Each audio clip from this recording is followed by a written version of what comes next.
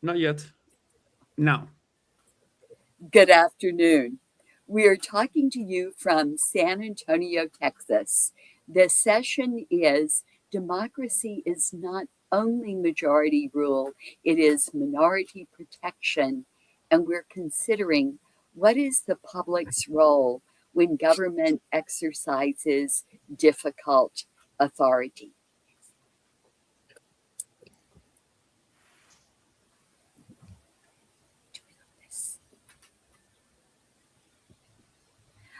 Our presenters are Miriam Bujanda, a social advocate and activist, as well as a poet.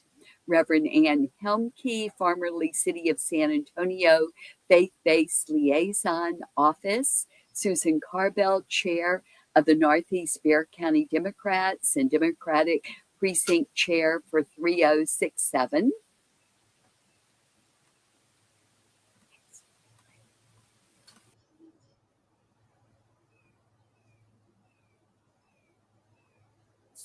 Sister Denise. Oh, I'm sorry. I think Sister Martha Ann might have left this presentation.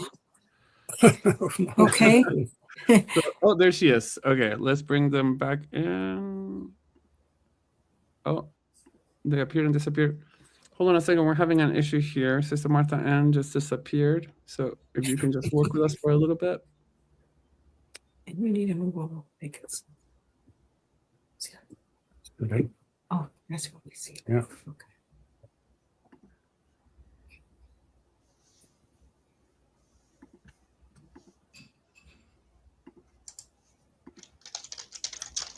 We're waiting for Sister Martha Ann to join us again. So if you can just give us a second, we apologize for this.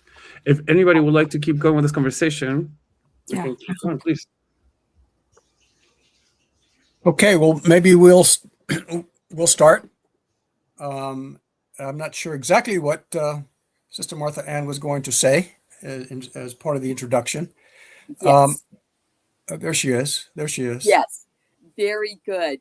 And I'm not quite sure when things got disconnected, but I was introducing Sister Denise LaRock, who works on the front line with immigrants. And I also want to mention that I am assisted by Natalia Vargas, a graduate student here in San Antonio. Now we want to go, let's see, okay, those slides, next slide, please. Okay, the slide about Texas. So go to okay, what to know about Texas. It's a home to many residents. Keep in mind, 40% white, 40% Hispanic, about 12% Black, 5% Asian. Texas also has the third most language diversity. Now, think about that. With nearly 35% of residents speaking a non-English language in their homes. Texas is the second largest state after Alaska and the second highest in population with 29 million residents. 2.5 million of those are residing here in our city, San Antonio. It is a hot state, a hot place, and it has quite a variety of climate. Texans are typically known to be prideful, conservative, gun owners, and Christian. And a couple of these slides are borrowed from a fine group of student presenters who were on at 7 this morning, Students for Peace. Detention facilities sit at the intersection of law, policy, and human vulnerability, often beyond public view. In this session, citizen and interfaith volunteers share how standing in solidarity with people in immigrant detention serves as a form of democratic participation, not political protest. Through presence, relationship, and witness, communities help sustain transparency, dignity, and accountability. Participants will explore how this model of civic engagement in Texas, the state with the most people in detention, can be adopted across the United States wherever people risk becoming invisible within institutional systems. Now, I want for you to note the bold-faced words: presence, relationship, and witness, transparency, dignity, and accountability. I am going to focus on dignity. This is Guatemala.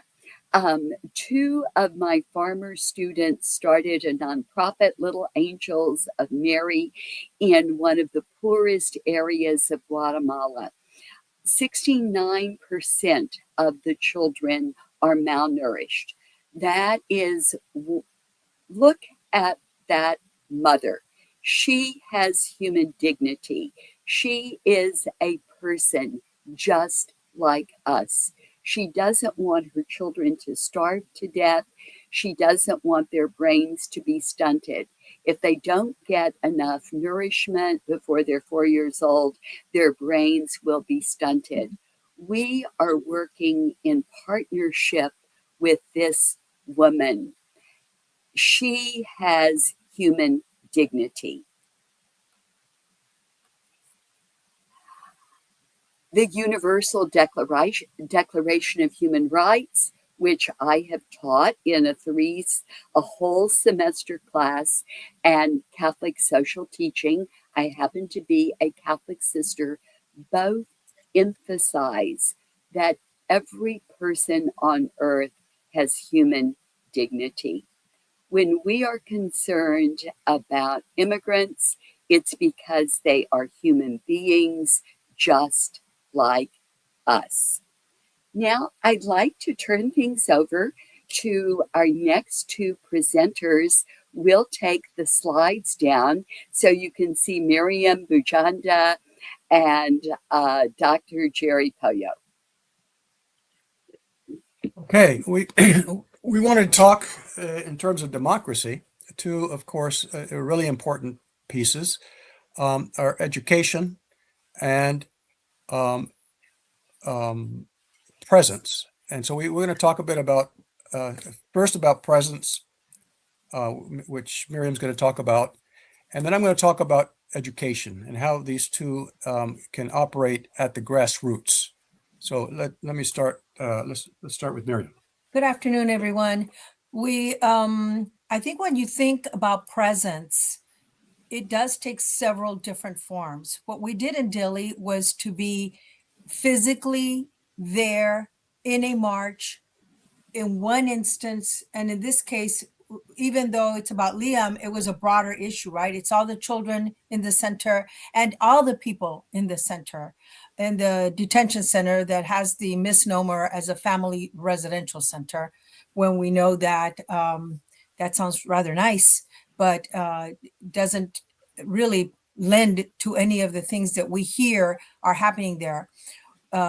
Sister Denise probably will tell us more about that, because we were not able to get anywhere near the center.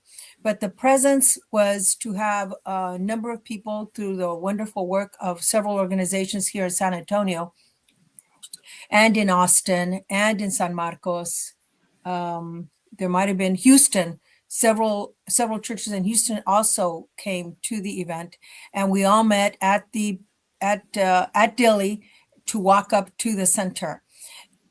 That said, some of the conversations during the rally were about the transparency that Sister Martha Ann talked about, which is, what do we know is happening in the centers?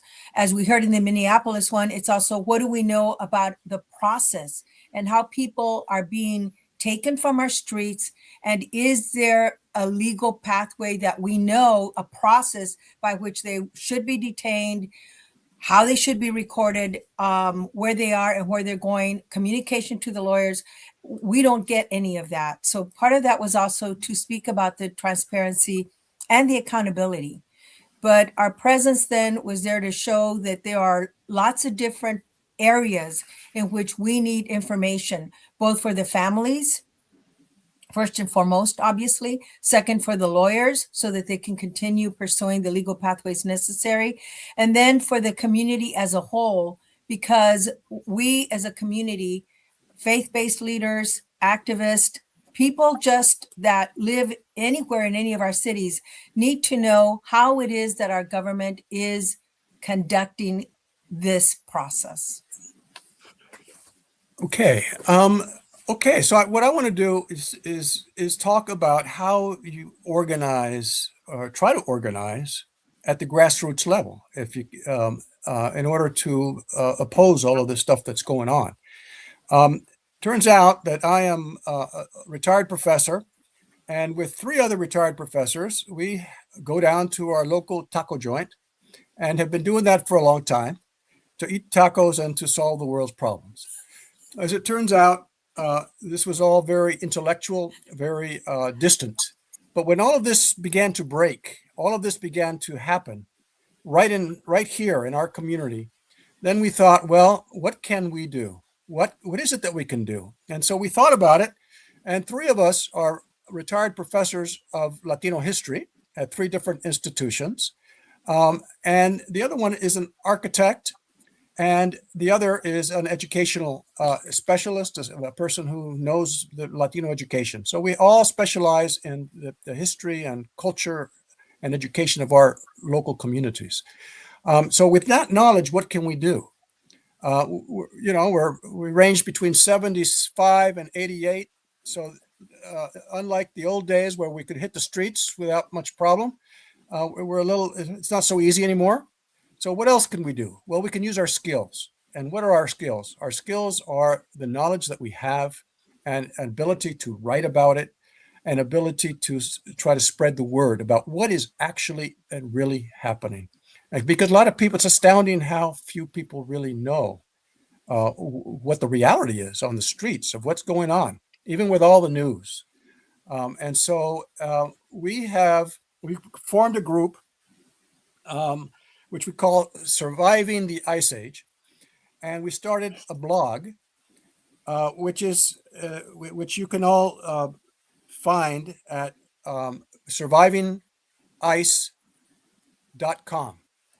And the blog is designed to reach out to our community and to wherever else with the information that they need to know about with regarding to what's happening. So, for example, we have on this blog, we ask people to take a stand. We tell them who we are and what we're about. We write essays and commentaries, and not only do we do it, but we get other academics and other journalists and others also to try to contribute to talking about a variety of different issues relating to what's going on. We write stories. We do art and poetry.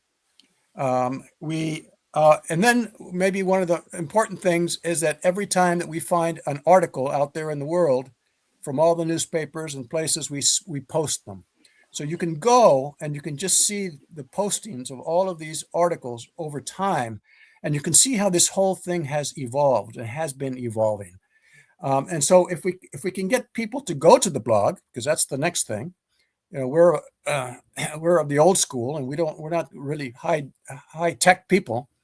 So we look for help and try to learn new technology to be able to spread the word on what's happening out there. So that's our way of trying at the very grassroots to try to do something from the perspective of the old folks. Thanks. So our mother-in-law was out there marching to Dilley. You're not the old folks. She was a wonderful example to all of us, that she just felt very strongly, I think especially through her faith, that we need to care about the people. And so here was Miriam's mother marching to the detention center. 88, she got gassed. Thanks. Yeah. I'd like to go to Ann Helmke, who has been a major force in our city, uniting us in compassion and service and justice. And I'm going to be kind of the educational pause in these presentations. We've got a couple more after me as well. But all these things we're talking about today, presence, relationship, witness, transparency, dignity, and accountability, those are all aspects of compassion. And as we learn more and more and practice more and more the skills of compassion, then we see that these are the skill sets. So there's a foundation that's essential to all of these of why we're doing it, along with wanting to do something and helping our neighbor, right? It's kind of the qualifier for what we do. And it's all based on the ethic of reciprocity, which is more commonly known as the golden rule. But, to treat all others the way we wish to be treated, as well as not treating others the way we don't wish to be treated, right? So it makes me think back to when there was the stronger surge of immigration started to happen in 2019. But there was a lot of like, what's happening here in the United States? And everybody was going every which direction. But in San Antonio, our city manager, our mayor, and the community, everyone said this is the right thing to do, to welcome people coming in. Because if it were me coming in and under like, situations, wouldn't I be looking for help and hospitality and care and direction, right? Would I want to be turned away? No. Would I want to be ignored? No. Would I want to be mistreated or left hungry? No. So you can see how, foundationally this ethic helps things like what others are talking about today in this actual panel. It helps guide being present, to be present to somebody. If I were in a detention center, I would certainly hope that people would come to help me and that I would have relationships outside of that, or building relationships to move and change things forward. Somebody witnessing to what was happening to those of us inside, and so that we weren't forgotten and unseen, right? And that all of the work would be transparent. It wasn't like we were, people were coming and helping us, through the crack in the window, right? That it was out there and respecting the human dignity of everybody there, which would in turn hold everybody accountable, even, everybody, whether it's governmental civic roles or the faith community or community itself, it would hold us all accountable. I think in this particular conversation and amazing title, what that ethic does is move that majority rule not only to minority kind of responsibility, it becomes everyone's responsibility to be about this work. And so that ethic helps to ground what we're doing. And, a lot of what we've been doing in San Antonio is building that relationship across different sectors that don't normally work together.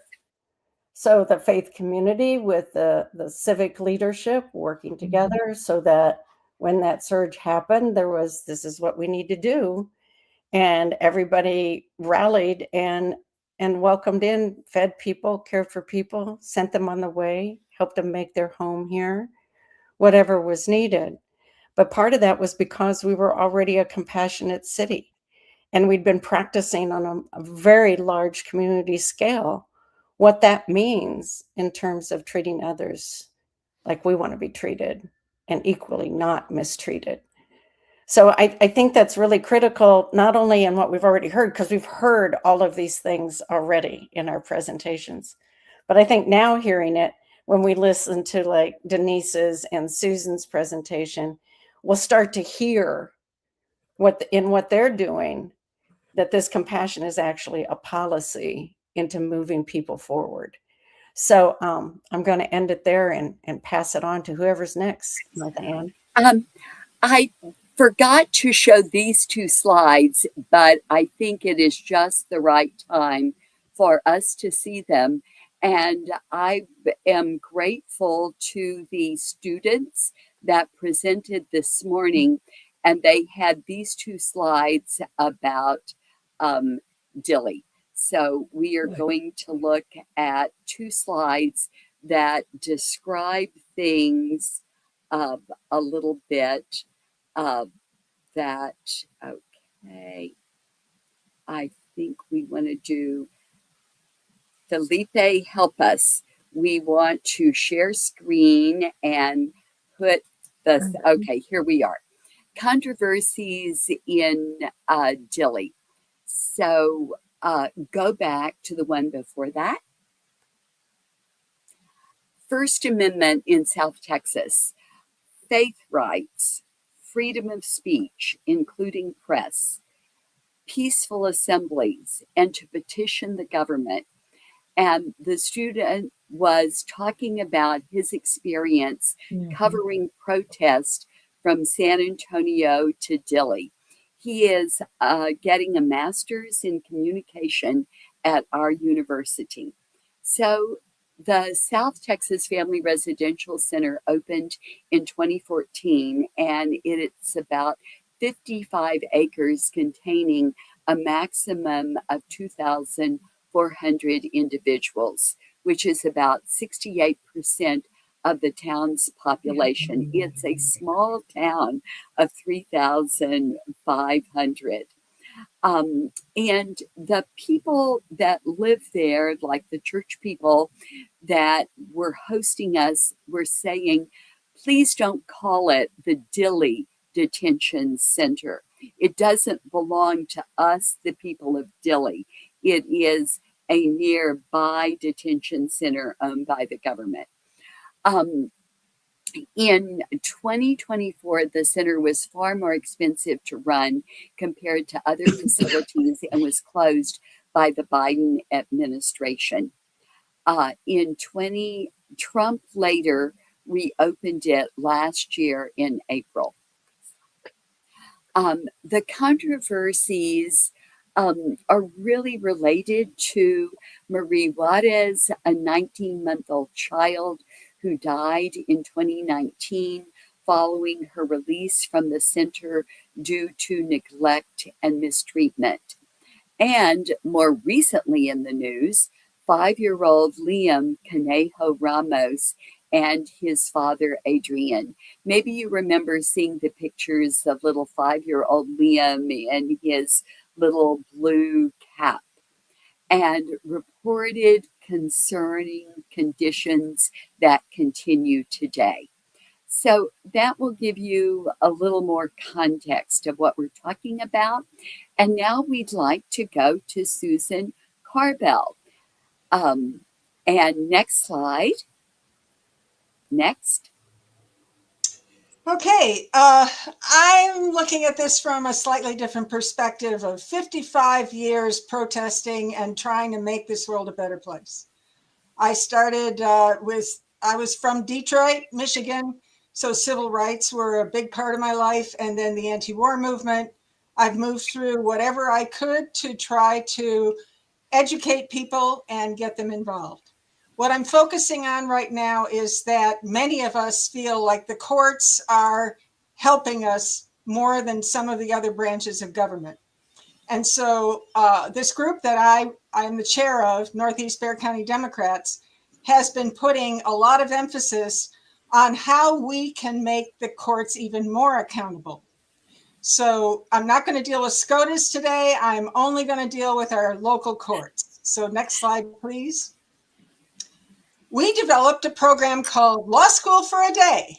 And what we did was throughout many months that just ended, we looked at all the different courts. We looked at probate court and all the different, almost like a Jerry Springer show where people are yelling at each other about family issues, to justice of the peace courts, where we spent a day looking at evictions, which broke our hearts, and still they were very important procedures going on every day in our community.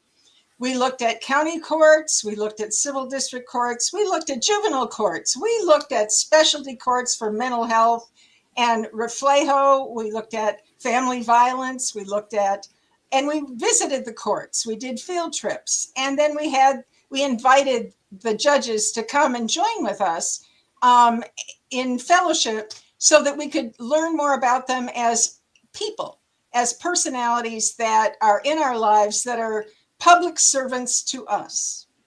Could I have the next slide, please? So these two examples were important to me to present to you. The one on the left is the Reflejo Court, which deals with family violence. And what I observed, what we all observed, was that a whole group of caring professionals are dealing with very, very sensitive situations to try to help these people get through deferred adjudication. So this would be people who have difficult issues at home, drugs, whatever, but it's social workers. It is the probation officer. And yes, it is the judge, it is the court, but it is in a compassionate way. And so we were able to witness for a full day, and we've been doing these on an ongoing basis, but I'm just talking about this one, how they talk about each individual, how every person is important to them. And they spend, hours thinking about the accountability of this person to make it through a year-long process so that they can go back into their world and their family can accept them and they can move on. The events workshop that I have on the other side, on the right side, this was with these were very serious criminal cases. One was prostitution, and one was drugs, and one was juvenile. And in each case, what we heard were stories. It was way beyond what you see on Crime and Punishment or, Law and Order. These were the real people in our lives who were trying to help our society come together and be better. Next slide, please.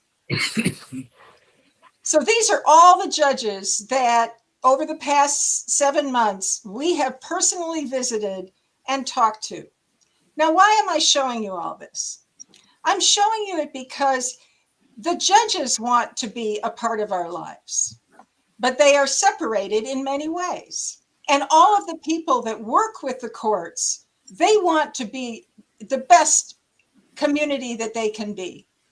And so when we're thinking about how do we take some people to justice, how are we going to look at, whether it's Nuremberg trials or in the future, accountability that we know has to be done in our future world, we have to know that our judges are there for us.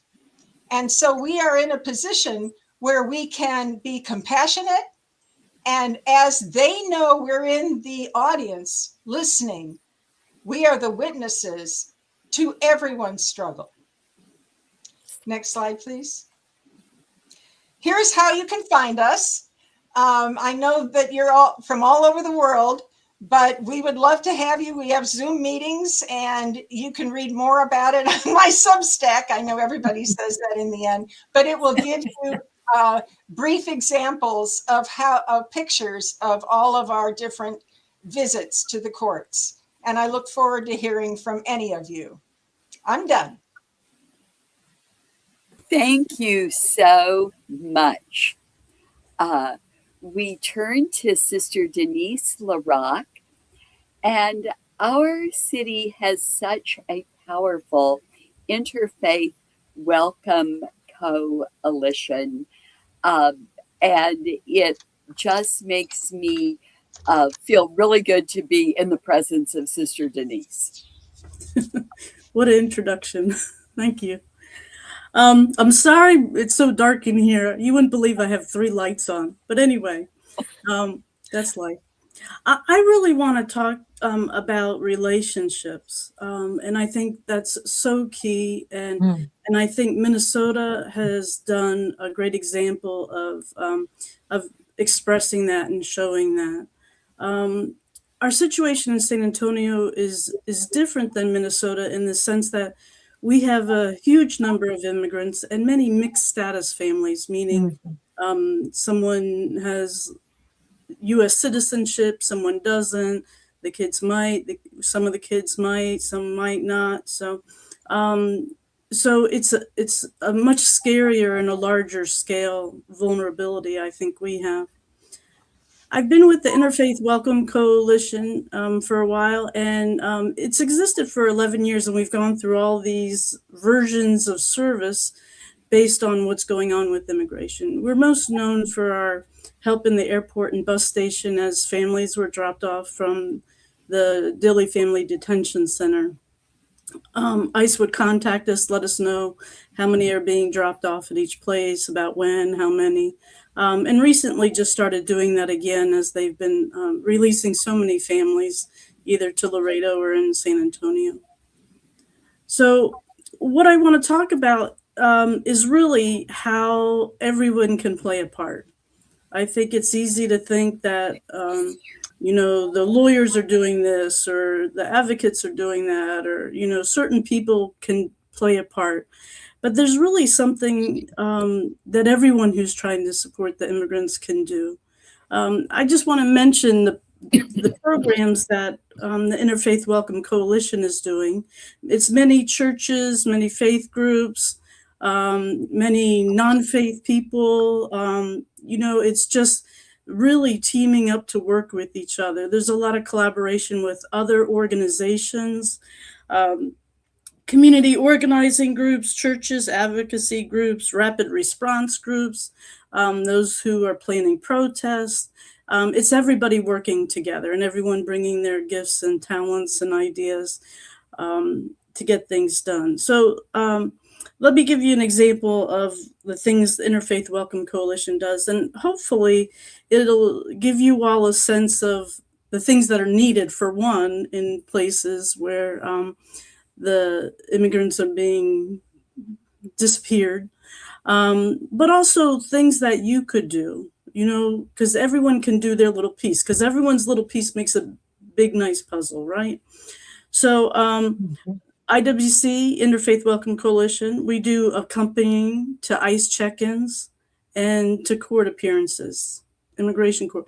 This is a place where people who are following the rules often are taken despite what the judge says at court or whatever. So to go with them and to be a source of compassion, but also let the family know if they've been taken, The mother's gone, the mother and the child's gone, the family's split, the car's left behind, she's got the keys, all those kinds of things. It's just, it's an important time to be with someone else, to be a presence. Detention visitation is another thing. We have 3 detention centers in our area, and ICE is trying to open a new warehouse to warehouse detainees. And so not everyone has a family member who's able to go visit them. They're an hour from the city in different directions. So going and being a presence to them, being encouraging, praying with them, putting money in the commissary account. Someone mentioned it before that often it's the breadwinner of the family who's taken. Mm-hmm. So the family is financially struggling at home, and if they don't have money in the commissary account, they can't even call home. So it's a challenge, and we coordinate, collaborate with other organizations who run food bank food pantries because people are hungry. Clothes closet. There's a new pilot program we're doing to deliver food to families because so many are just terrified of losing someone in their family. So they're keeping very close to home and don't have a breadwinner, need food, afraid to go out for food. So people can deliver food. A lot of people say, what can I do? I don't speak Spanish. Well, there you go. Deliver food. And the universal language of a smile and a hug of support, right? Mm-hmm. There's another collaborative effort. It's office hours program, document clinic, where people come with papers, and it's not for things that people need a lawyer for. But, your husband's been taken, you want to go back to Mexico with your kids. You got to figure out how to get passports for your children so they'll be allowed out of the United States. How to change your address if you've moved and you got to go to court somewhere else. All these kinds of issues, getting things notarized and so on. There's just so much involved. We have immigration court ushers who we collaborate with American Gateways, who's just a wonderful organization who helps people know what they're getting into before they go into court. There's one of the hospitality program that IWC has is probably the only one that can't just survive on volunteers. But there's a lot of people who get released from detention and are stuck. They can't travel the next day, or their flight was canceled, or this or that. They don't have tickets yet, but we're called upon to help house those people overnight, to give them food, get them to the airport, get them to the bus station, however they're going. And so there's so many opportunities for people to help and to do their part. It doesn't have to be everybody doing everything. Maybe some of you even on the Zoom, well, it's not Zoom, on the video, made some Valentine cards. We delivered Valentine's cards to the chaplains at the detention centers. We have another simple thing that can be done with different people of faith is every Monday morning, we stand across the street from the immigration courthouse and have time for prayer for those who are going in, and for those who will end up being put in the bus right in front of us. I don't want to use up too much more time. Leave some time for questions. But just to remember, all our groups can work together. Not one group can do everything. And there's a place for everybody. Everyone can do something to help. Thank you. Thank you so much. I want to put together Susan's presentation about get to know the judges and call forth the best of their humanity with the other things that we are not doing, that we are talking about.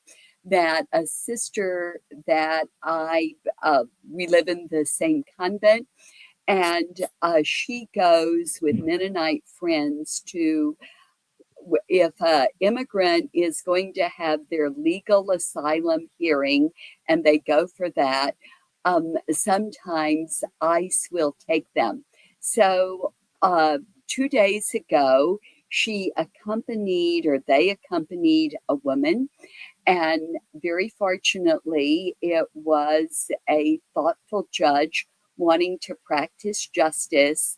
And the woman has another year in this country, and she wasn't grabbed by ICE and put into the white bus and kidnapped and deported. Who'd like to talk? I'd like to add a couple things, if I may.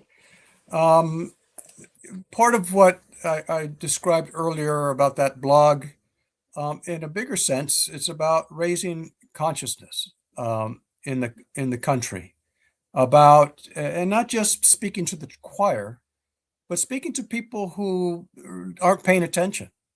And the question is, how do you get to them? And I think when people listen to what the story is, they begin to get a little uncomfortable with what's happening. The other thing, as a historian, what's happening today, this is not the first time. The assaults on Latino peoples, particularly Mexican Americans, has been going on for a century. There were deportations in the 1990s. There was deportations in the 1950s. There were deportations in the 1930s. We want their labor until we don't want it anymore. And but this is the first time there's been such an organized, massive move and a suggestion that anybody anybody who is undocumented deserves to be thrown out, even if it means throwing out American citizens by mistake, quote, and sent to prisons abroad. You know, I think that big story needs to be told, and I think that one of the reasons that the current administration, and in Texas in particular, is trying to close down ethnic studies programs, gender studies programs, and all the rest of it, is that they want people to forget their history. They don't want them to know this stuff. They just want them to live purely in the present. So I think we need to have a really broad vision about all the different things, which really interestingly, I think this panel represents. I'd like to add something in. I think a big issue for me in all this is due process or lack thereof. And it's very concerning to me for so many people to be vulnerable to detention and deportation without things being checked out, without documents being looked at and honored and protected, and in this attitude of let's just kick everyone out.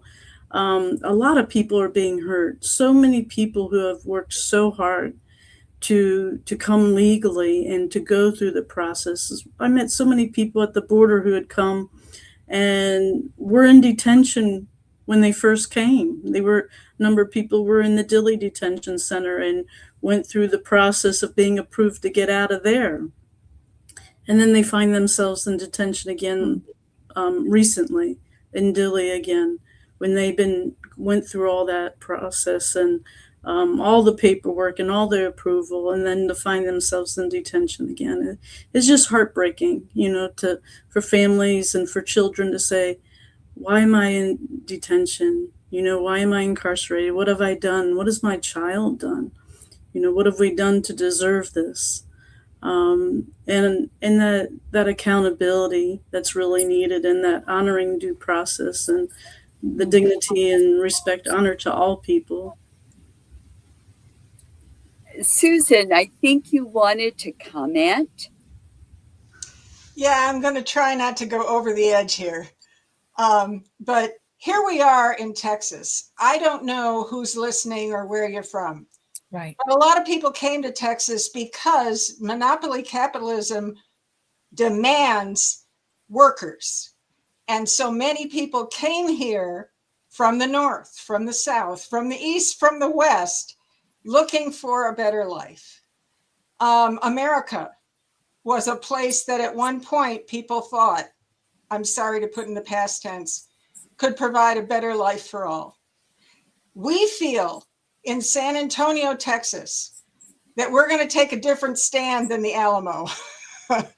We are going to stand for human rights. And whatever reason people came to visit us, to stay with us, to try to thrive, we're going to stand for them. And I'm going to tell you something. We can make a difference, not just in Texas, but in the United States, in the world, when we show and stand up. I am so proud of being on this panel with, and particularly listening to Sister Denise. I can't stand us not making a change right now. And so thank you for listening to us. There are ways that you can hold out hope. We're not alone. I have one more comment to add to that. Thank you I've learned a lot about the people here, the groups that when people ask me all the time, where can I go, what organization? And so interfaith, everything that I've learned, and there's a lot of other organizations in San Antonio that are, we heard of some of them in the immigration march that we just went to, new groups that are forming. But I think for those of you listening out there, wherever you may be, as this conference is international, everything that one does, as Sister Denise LaRock said, is important. But for the general, I guess, view on where it comes up on the radar, it is the marches in the street. It is not to say that what everything else is done in a quiet way, in a subtle way, where it's not visible, it's just as important. But what people also need to see is the people marching, the people protesting. And we know that because we see that in all the other countries, wherever you are, that we've seen you out in the streets on your issues or on what's happening here, responding to it. And that's just as necessary. So I wanted just to highlight that as well. Thank you. Thank you. Wherever you are in the world, I encourage you, like search right now and find Barefoot Walk, Vital Voices. And I had the honor of being with Palestinian and Israeli women last May who said, no child should be killed. No child should have to kill. And so we are having a walk together to demonstrate this. And they are walking in Rome on March 24th, but they are inviting us all over the world to unite with them, whether you're physically walking or you're just signing on to their petition. So look for Barefoot Walk, sponsored by Vital Voices. Thank you.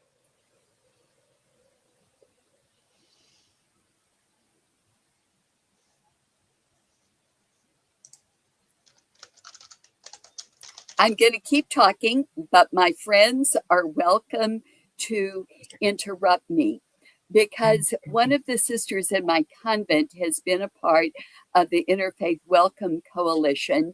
Occasionally, when people would come from a detention center to the bus station and not have any place to stay, they would spend the night in our convent. And it has been a profoundly touching experience to have a mother from Honduras with her 4-year-old child and to hear her story that a gang came to their home. They cut her brother's head off and threatened all of them. She grabbed her child and walked, did anything she could to get to our border, and then she asked for asylum. She asked for safety for her and her 4-year-old. So she has stayed in our convent. Another time, a man from Venezuela and his high school age son stayed in our convent, and we heard stories about the Darien Gap, the terrible, dangerous jungle that they had to go through. And again, they came to our border. They begged for asylum. That is a human right. That is a legal right. They have done the right thing. I am glad that we are here talking about the human family and protecting the dignity of each one. And you know what this makes me think of? I mean, it just are, the better angels, believing in the better angel of ourself, the better spirit, but also equally believing in that better spirit in everyone, right?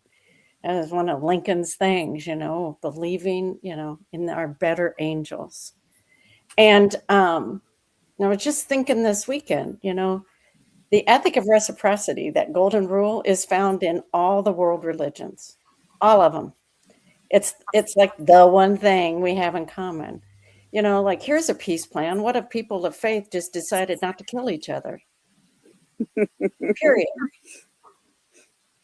And going right along with that, I am holding up the Charter for Compassion 2, which I find a wonderful guiding document. Search for that on the internet, Charter for the Compassion 2. We, the global community of Earth, stand at a threshold moment in human and planetary history. The principle of compassion, which has always resided at the heart of all religious, ethical, spiritual, and indigenous traditions, now calls us to a profound transformation from separation to kinship, from charity to justice, from competition to cooperation, and from human-centered thinking to universal awareness, we can be compassionate people and transform the world. Mm. I would like to add that we all need to get ready for the new detention center that some people think they're going to put on San Antonio's east side. And that's going to be the next big fight in San Antonio, I think. So keep your ears and eyes peeled and express your anger and your opposition to yet another detention center on our east side of San Antonio. Yes, Commissioner Calvert will be bringing forth to the county commissioners at his next meeting his resolution that we should all attend. Just getting in the weeds here, but they're a group met today. And That's where we have to be, is in the weeds. We have to be in the weeds. Yes. This is our time. We are so grateful to the audience that has been with us, and we are especially grateful to Lucy Gray. She is the woman behind organizing and putting on this conference, and these are important and profound conferences. I don't know, Lucy, if you would like to make a comment, or Yeah. Marilyn Turkovich, our executive director, if you would like to make a comment. Marilyn is in the audience and she had a comment for Anne. Anne, do you want to address the San Antonio's Compassionate Cities position on immigrants and refugees? All are welcome. That's great. It's simple, right? It says it all. So I want to say thank you, all of you, for being here and for representing your community so well. And this, along with the Minneapolis presentation earlier, was really meaningful. I think you are compassion in action. You are showing others how to be activists and to do their thing. And one of our goals from this conference is for everyone to leave with one resource, tool, idea for doing something in their own context. And because I keep on hearing this message from the various pundits out there, no one is going to save us. And we have to do it. The people have to rise up and do it. And you may, my message to people is that if you may think whatever you're doing is one small thing, but those collectively make an impact. And so I think there's so many creative ideas here in this whole conference for figuring out what that is.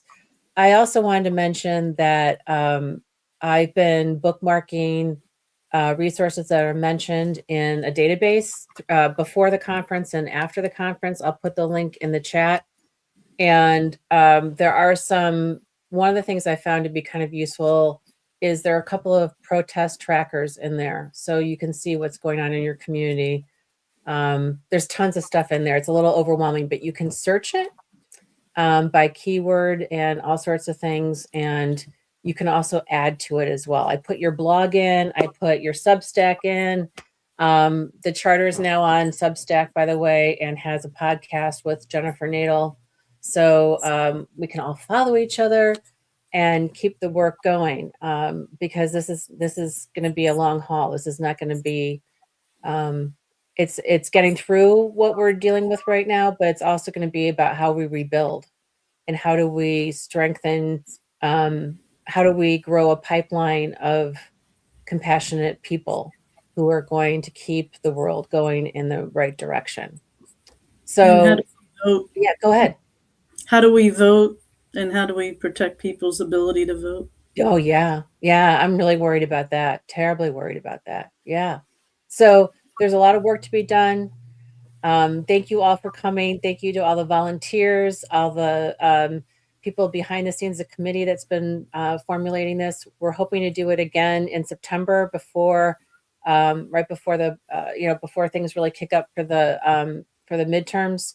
And we hope to see you back here then. And stay tuned for more information about the content here and that sort of thing. I'll get off the stage and let Sister Martha have the last word. Thank you. Then I am going to end with the last part of the Charter for Compassion, which I think is so wonderful. The Charter is our sacred promise to life itself, a commitment to embody the change we seek, to heal the wounds we have inherited, and to plant seeds flourishing for generations yet to come. It is an invitation to participate in the greatest story ever told, the story of life awakening to its own sacred nature and choosing love over fear, cooperation over domination, and healing over harm.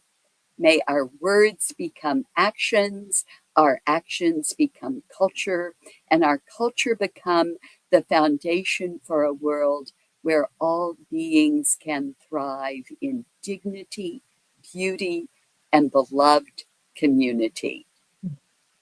Thank you.